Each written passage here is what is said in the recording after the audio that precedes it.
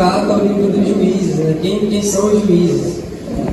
Então o texto diz assim, primeiro parágrafo, que enquanto o livro de Josué ele vai registrar a conquista de Canaã e a distribuição das terras entre as 12 tribos, que inclusive tem um mapa bem no meio da revista, quem quiser consultar aí pode ficar à vontade, ele vai mostrar tudo isso no livro de Josué. Mas Juízes, por sua vez, ele vai mostrar como foi a vida do povo depois que Josué morreu, né? Que dura mais ou menos um período de 300 anos. E ele vai mostrar todas as dificuldades que o povo passou por culpa do próprio povo. Quando o povo resolve desobedecer a Deus, ele começa a sofrer adversidades. Começa a enfrentar problemas. E a desobediência vem antes da própria idolatria, propriamente dita. Mas o simples fato de não fazer aquilo que foi mandado, começa a curto e a longo prazo a causar problemas para o povo. E o livro de Juízes vai tratar isso.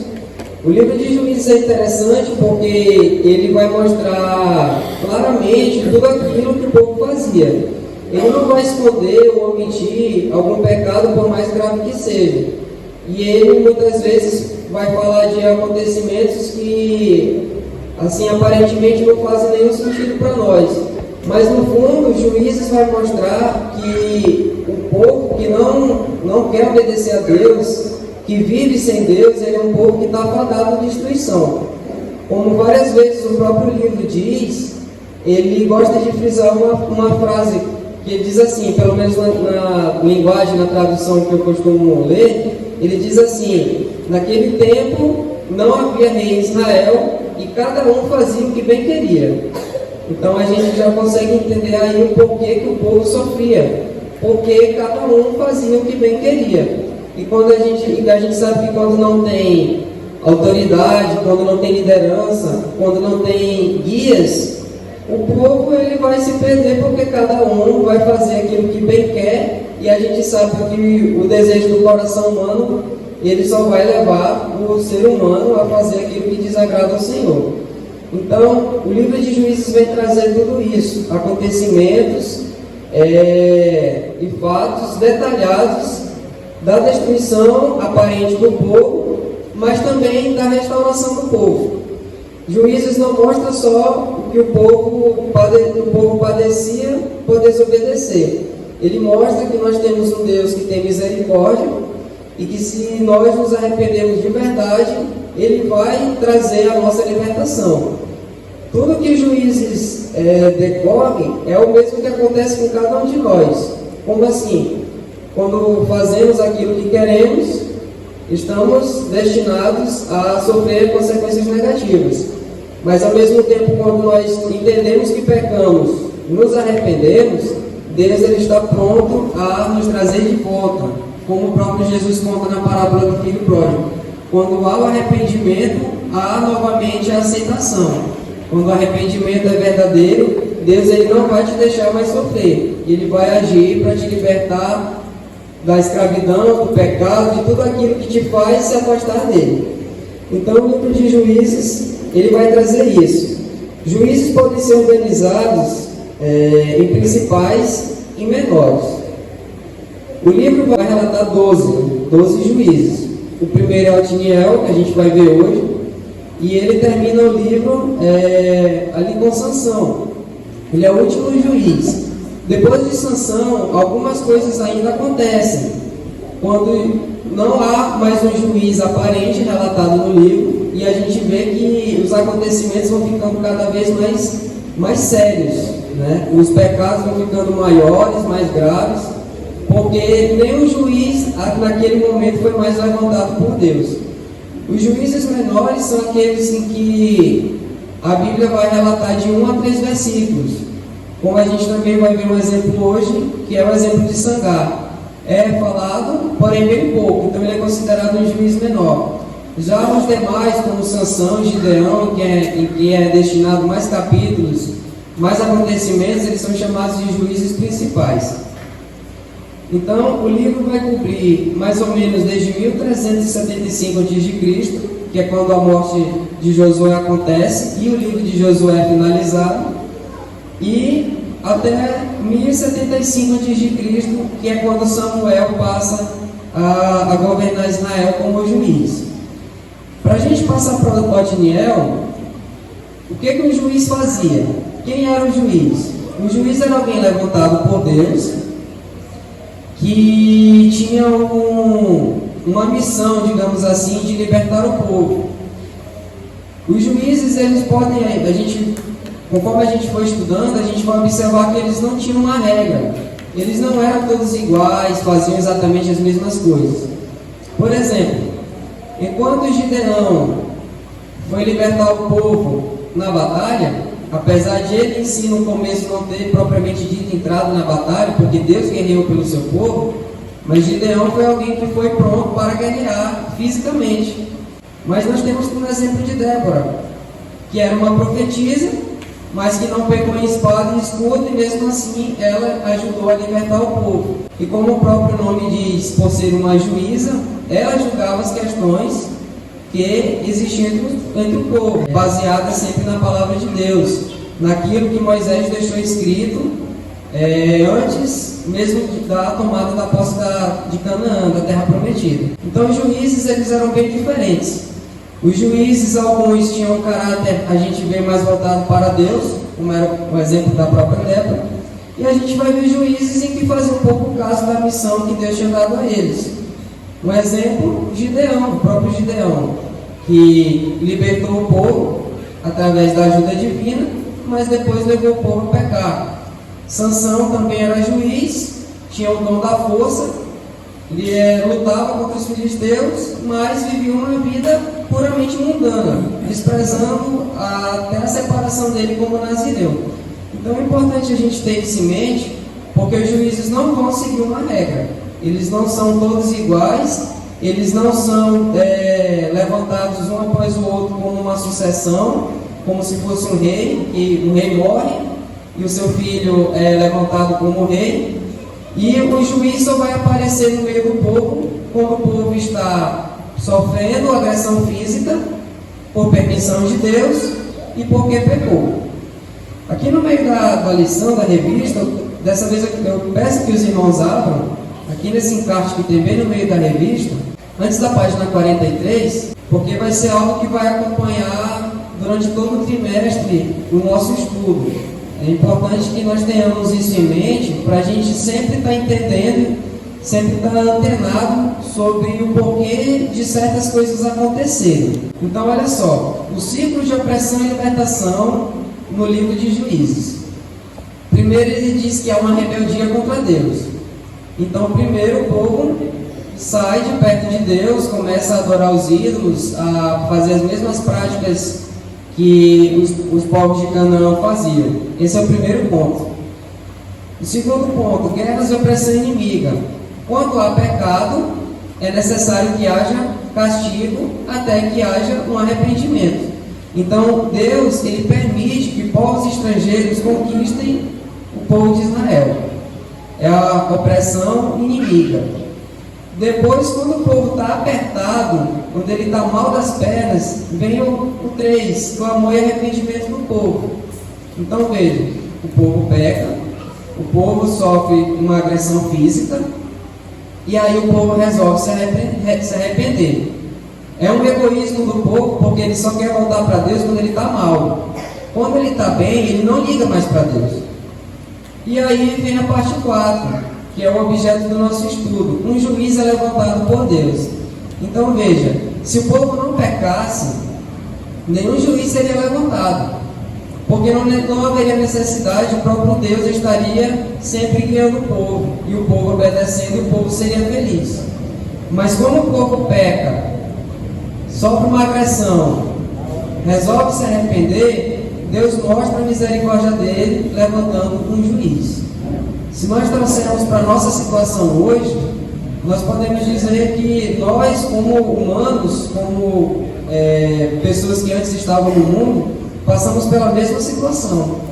Nós estávamos no mundo, rebeldes contra Deus, sofremos alguma opressão inimiga, e aí resolvemos nos arrepender e nos aproximarmos de Deus novamente.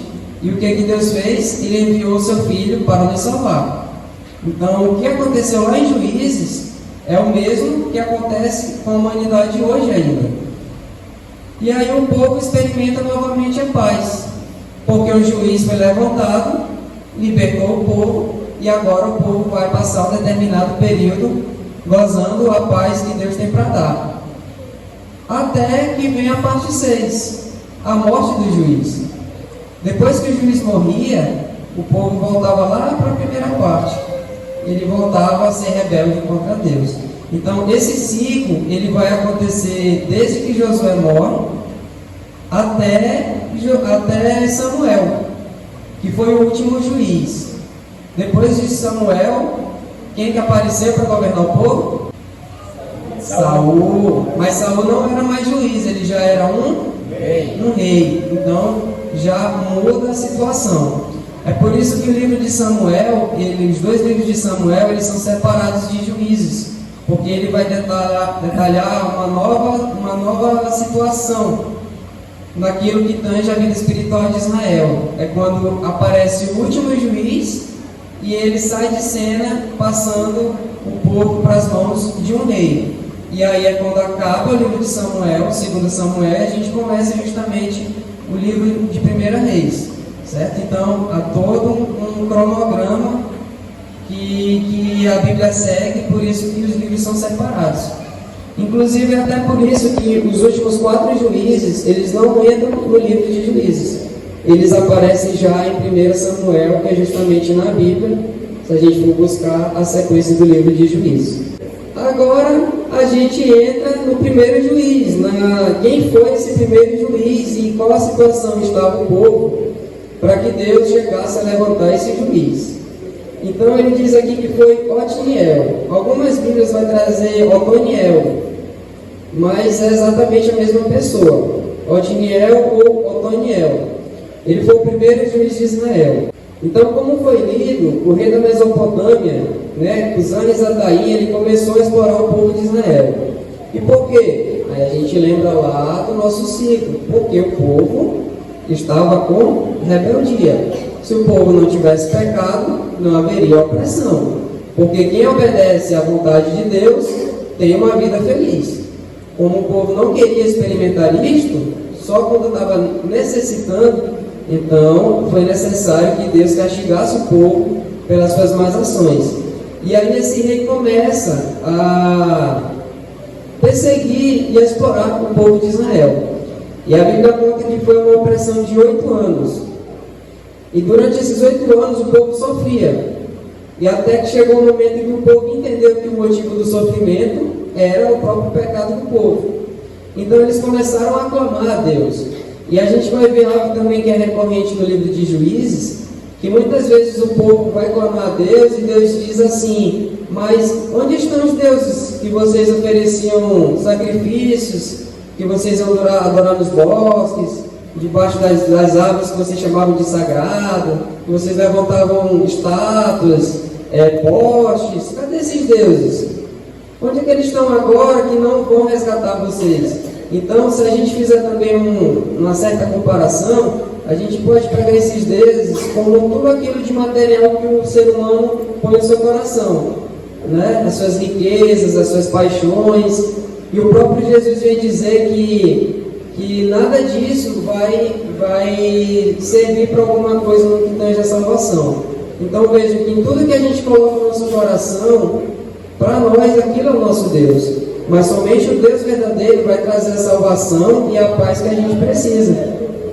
E quando o povo ia servir esses deuses, eles faziam tudo o que queriam, porque não tinha governante. Mas esses deuses não podiam fazer nada por eles, a não ser trazer a própria desgraça deles. Mas de tanto o povo pedir, implorar e suplicar, Deus levanta alguém, que é Otiniel.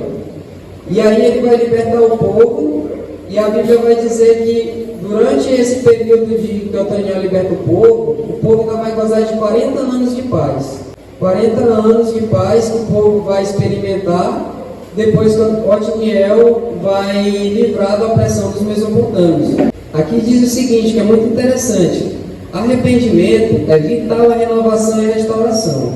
Então, sem arrependimento, cada um de nós, como acontecia com o povo, está destinado a continuar na mesma situação que se encontrava antes. O povo estava sendo oprimido. Se não fosse o arrependimento, ele iria continuar oprimido.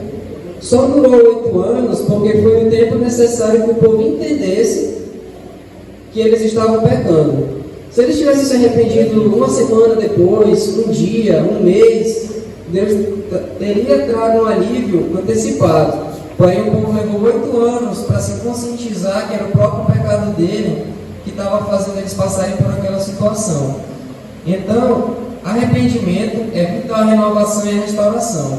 Quando o povo resolve se arrepender, Deus resolve auxiliar o povo, porque Ele é um Deus que ama, que tem misericórdia. Então Ele não ia deixar o seu povo sofrer para sempre. Antes mesmo disso, a gente tem o exemplo de Moisés, né? Moisés, antes de ser levantado como libertador do povo, o povo passou 400 anos sofrendo na escravidão do Egito. E nesse período o povo passou a olhar e muitas vezes imitar tudo que os egípcios faziam, esquecendo do próprio Deus. Mas chegou o momento de Deus libertar, porque Deus ele não gosta de ver o seu povo sofrer. Mas é necessário o arrependimento. Se não houver arrependimento verdadeiro, nunca vai haver libertação.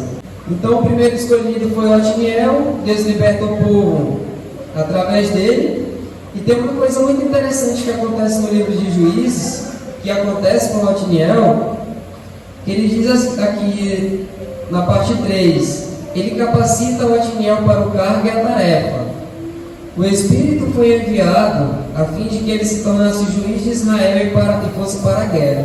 Uma coisa interessante que acontece no Velho Testamento, em comparação com o Novo, é que no Novo Testamento Deus derrama o seu Espírito sobre muitas pessoas. Desde o Pentecostes, que inclusive já tinha sido profetizado por Joel, Deus vai derramar o seu Espírito a várias pessoas e muitas vezes numa mesma oportunidade.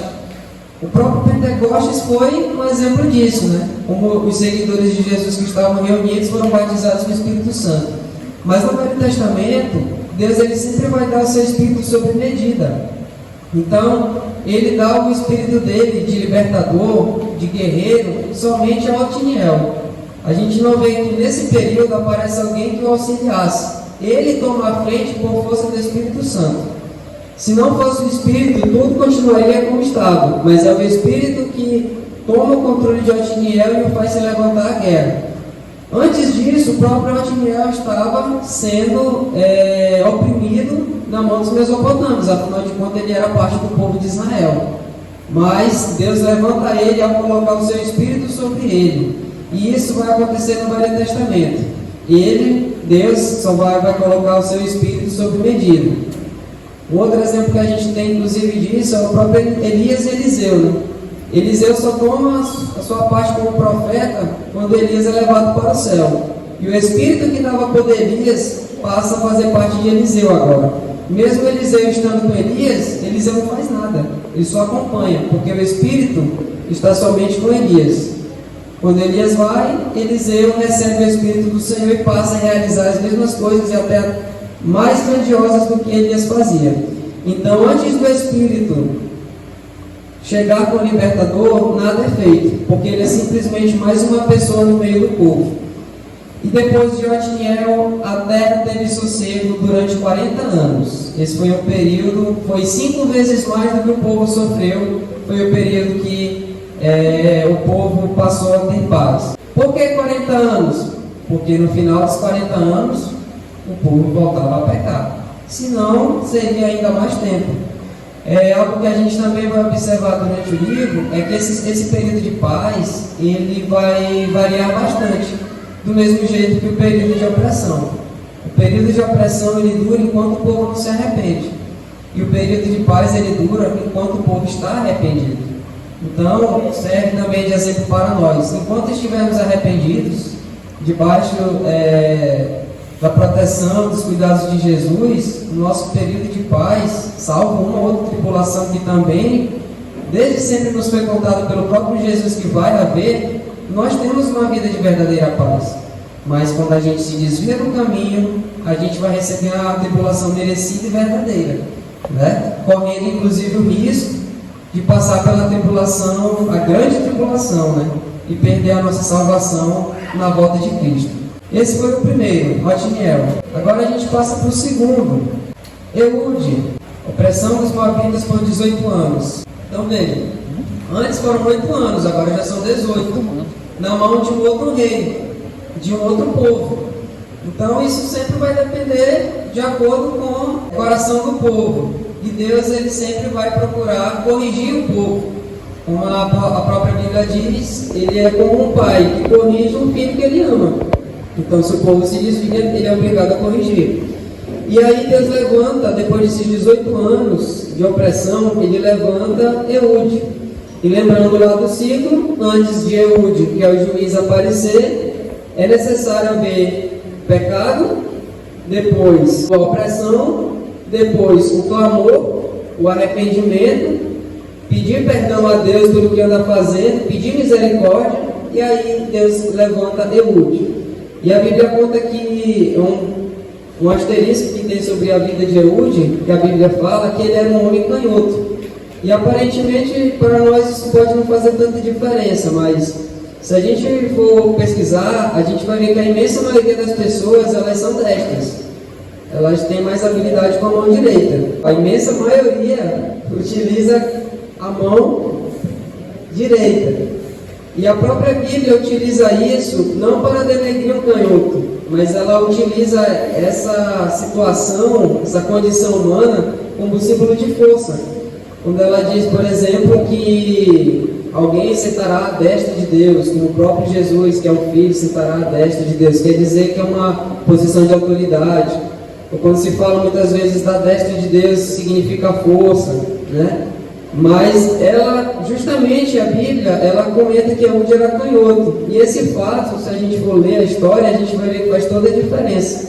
Porque quando Eude vai libertar o povo, ele utiliza justamente dessa condição que só ele possuía, de utilizar com mais habilidade a mão esquerda. Então, ele vai entregar os impostos ao rei de Moabe, e ele esconde um punhal do lado direito.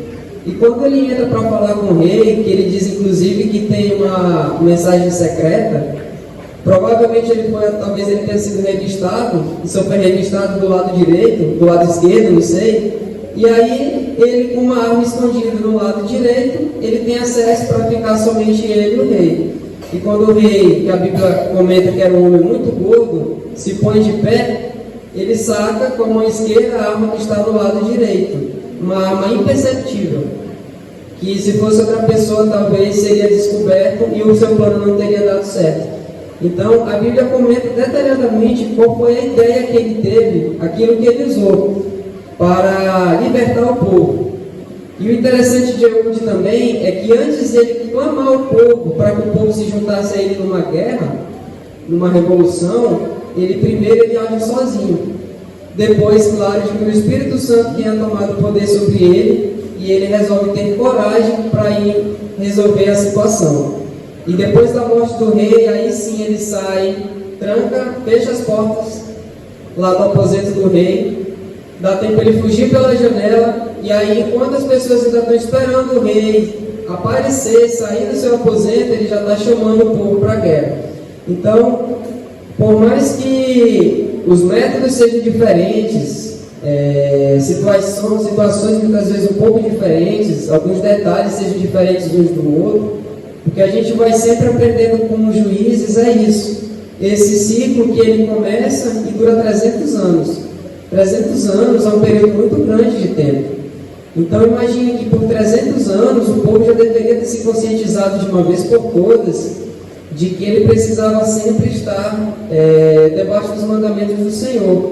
Mas não, uma geração morre, outra é levantada, muitos pais não passaram talvez aquilo que deveriam passar aos filhos, e a nova geração se levanta, uma geração morta do conhecimento sobre a palavra de Deus, sobre o que deveria ser feito e o que não deveria ser feito. Então a gente vê que é um ciclo vicioso que acontece durante todo o livro. Mas se a gente observar ainda mais atentamente, a história de Israel ela é esse ciclo. Ela é esse ciclo. Porque comentei sobre Moisés quando estava em Canaã, entrando ali no deserto e tudo mais, liderando o povo poderia ter em 5 meses, 2 meses, 3 meses conquistado Canaã e o próprio Moisés ter entrado na terra prometida. Mas o que o povo fazia? O povo pecava, se afastava de Deus, a nova geração se levantava meio perdida, porque a antiga só fazia coisas erradas ou não passavam tudo que deveriam passar para eles, e foi necessário Deus matar uma geração inteira no deserto para que a nova pudesse atravessar e tomar posse da terra prometida. E a mesma geração que atravessa o rio para tomar posse da terra prometida desobedece quando Deus diz claramente: eliminem todos aqueles povos que estão na terra, não se contaminem, não se misturem com eles, não casem com eles, não imitem aquilo que eles fazem, não nem ao menos falem do nome dos deuses dele, para que não suscite vontade de ir lá e adorar esses deuses. Mas o povo era desobediente, porque estava no coração deles, estava no coração deles, como está no coração de cada ser humano. A menos que haja um verdadeiro arrependimento, aquele que não precisa de 40 anos no deserto, ou 300 anos oscilando, mas um arrependimento sincero, de uma vez por todas, único, que realmente nos liberte do pecado e nos faça entender que a vida com Jesus é bem melhor, mesmo com os percalços que às vezes acontecem, certo? Então, Juízes ele vai sempre citar isso, esse ciclo que o povo insiste em realizar. E aí primeiro ele levanta Otniel, depois Eude, e a Bíblia comenta que, olha só que bênção, depois que Eude liberta o povo, 80 anos de paz o povo usufrui, ou seja, o dobro daquilo que ele tinha experimentado, inclusive depois que Otniel liberta o povo dos Mesopotâmios. 80 anos é um grande tempo, intervalo de tempo, mas que comparado com os 300 anos dessas indas e vindas, é um intervalo muito curto de tempo. Em 300 anos foram 12 juízes, na verdade foram 14, foram 14 juízes, 12 comentados no livro, mais 4 em 1 Samuel. Então 300 anos, 14 juízes era algo que na verdade não era necessário nem ao menos um juiz. E o próprio fato de que foi necessário Deus levantar juízes para libertar o povo, vai fazer com que haja rei em seguida. E por mais que a gente tenha alguns bons exemplos, como foi o exemplo de Davi, a gente vai ter inúmeros reis que vão levar o povo a pecar. Então veja, lá no começo, tudo poderia ter sido evitado, se o povo se mantesse fiel. Então muitas vezes, em alguns momentos da vida, a gente se pergunta o que acontece, mas são coisas que a gente poderia ter evitado, ou outras pessoas poderiam ter evitado lá no começo, se tivessem ficado firmes na palavra, se não tivessem se afastado dos caminhos do Senhor, insistido em desobedecer. E Juízes ele vai falar e mostrar exatamente aquilo que está na nossa condição hoje. É o que diz aqui no começo na capa da revista, que eu achei muito interessante. São histórias do passado com alertas para o presente. Nenhum de nós, se não estivermos firmes com o Senhor, nós vamos fazer diferente do que o povo fez. Inclusive é por isso que a Bíblia foi escrita, não é verdade? Para nos ensinar a não cometer aquilo que foi feito anteriormente, para que nós não soframos o mesmo castigo que eles sofreram. O apóstolo Paulo, ele comenta inclusive isso. Ele diz que em algumas das suas cartas, no livro de Hebreus também, que tem um autor anônimo, mas ele vai reforçar isso, que todas essas coisas que o povo fez lá no deserto, quando estava sob o jugo de Moisés, digamos assim, todas as coisas foram escritas para servir de alerta, para que ninguém copie o que foi feito e sofra mais uma vez, e depois diga, inclusive, que não sabe de nada. Tudo está escrito, tudo está dizendo aquilo que nós devemos fazer e não devemos fazer. Então, o que Juízes nos ensina é, se pecarmos, haverá consequência. Mas é importante que, mesmo assim, nós temos que procurar estar sempre debaixo do caminho do Senhor. nesse trilho, sem se desviar para a direita e para a esquerda. E sempre que houver arrependimento verdadeiro, Deus ele estará pronto a nos resgatar novamente.